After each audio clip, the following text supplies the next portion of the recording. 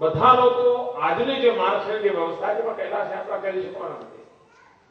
પણ હિન્દુસ્તાનના પ્રત્યેકના મનમાં ઈચ્છા તો છે કે ભાઈ કોઈક વાર આ બધા તીર્થક્ષેત્રોએ જવાનું થાય. અને તેથી મેં ભારત સરકારને અનેક વાર આગ્રહ કર્યો છે. લેહ લદ્દાખથી અત્યારે આપણે જઈએ છીએ ધારચુલાના રસ્તેથી, પણ લેહ લદ્દાખથી જો કૈલાસ માનસરોવરનો રસ્તો ખોલવામાં આવે તો કૈલાસની તળેટી સુધી તમે તમારું હેવી વ્હીકલ જીપ હોય તો લઈને જઈ શકો. એવો ખુલ્લો જમીનનો પાટ પડ્યો છે. હું જોઈ આવ્યો છું. હું લેહ લદ્દાખનો એ આખો પટ્ટો જોઈ આવ્યો. અને કોઈ એક જમાનામાં સદીઓ પહેલા કૈલાસ યાત્રાનો મુખ્ય માર્ગ જ લેહ લદ્દાખથી જવાતો.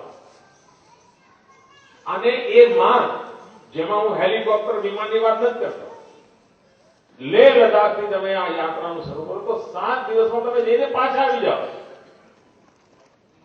પરંતુ ચીન એમાં નકારાત્મક વલણ ધરાવે છે, ના કઈ કન્સિડરેશન જોતા હશે.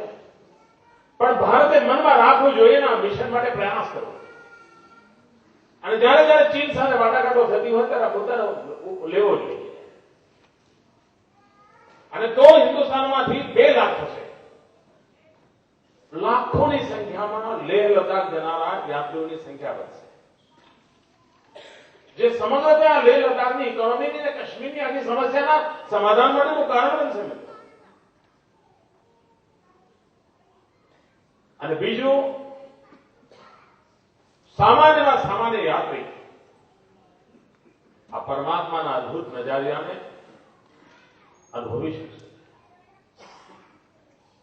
મિત્રો, તમે પણ કૈલાસ યાત્રા કરી છે. તમે જતા પહેલા 50 પ્રકારના બ્રીફિંગ કર્યા હશે. તમે બધું સમજાવ્યું હશે, આમ કરો ના કરો, દીકરું ફલાણ.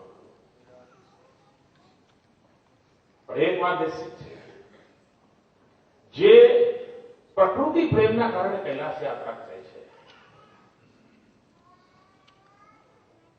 એની અનુભૂતિનું લેવલ એક હોય છે. જે સાહસના કારણે જાય છે, બસ એડવેન્ચર માટે જવું છે, એની અનુભૂતિ જુદી હોય છે. પણ જેને આધ્યાત્મિક પ્રેરણા હોય છે, સ્પિરિચ્યુઅલ અર્થ હોય છે, એની કૈલાસ યાત્રાની અનુભૂતિ જુદી હોય છે. તમારી બેચમાં પણ તમે 3 પ્રકારના લોકો જોયા હશે.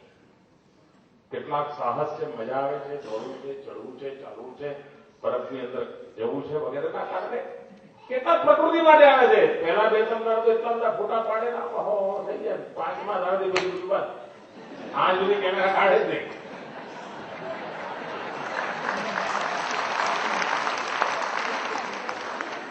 પ્રકૃતિનો પ્રેમ વગેરે બધું સાહેબ પૂરું થઈ જાય. અને પછી એની પ્રકૃતિના દર્શન થવા માટે પડોશી જાય. તું વહેલો ગયો તો ટેન્ટમાં આવું કર્યું, મારી આ છેલ્લો મૂકીને ગયો, તું કેમ ઘૂસી ગયો ને?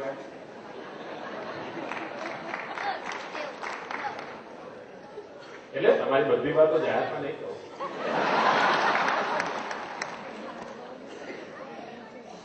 પણ આ સહજ અને અમસ્તા પણ તમે કહી જાઓ ત્યારે કહેતા હોય હાઈ એલ્ટિટ્યુડમાં તમારું ટેમ્પરામેન્ટ, દિમાગનું કામ નથી કરતું, તો બેલેન્સ ગુમાવી દો છો, તમે સાથીઓ જોડે ઝઘડશો.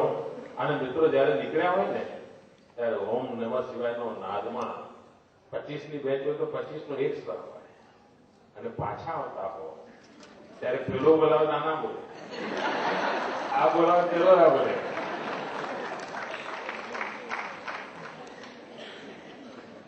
સ્પિરિચ્યુઅલ આજ હોય ને આ ના હોય, આ ના હોય. પરંતુ આ એક અલગ અનુભૂતિ હોય છે, ત્યાં જતા હોય છે. મિત્રો, ભારત પાસે ભારતની જે વિરાસત છે એનું દુનિયામાં એક અલગ બ્રાન્ડિંગ કરી શકાય એવી સંભાવના છે.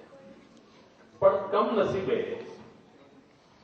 વિકૃત બિન સાંપ્રદાયિકતાની માનસિકતાને કારણે આપણું બધું નકામું, આપણા બધા ભગવાનો નકામા, આપણા બધા મેળાઓ નકામા, આપણું આવું ખોટું છે. એના તોફાનમાં દુનિયાને આનો પરિચય કરાવજો આપણે નહીં કરાવી શકીએ.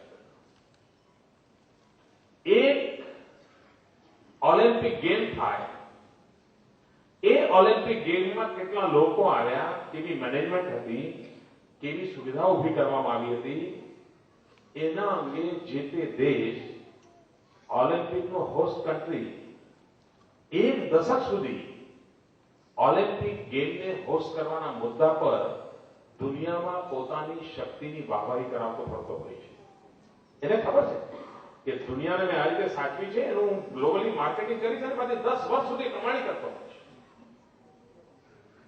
આપણે ક્યારેય કલ્પના કરી છે? મને યાદ છે મિત્રો, છેલ્લો જયારે કુંભનો મેળો હતો એ દિવસોમાં હું ઓસ્ટ્રેલિયન ગવર્મેન્ટનો ગેસ્ટ હતો.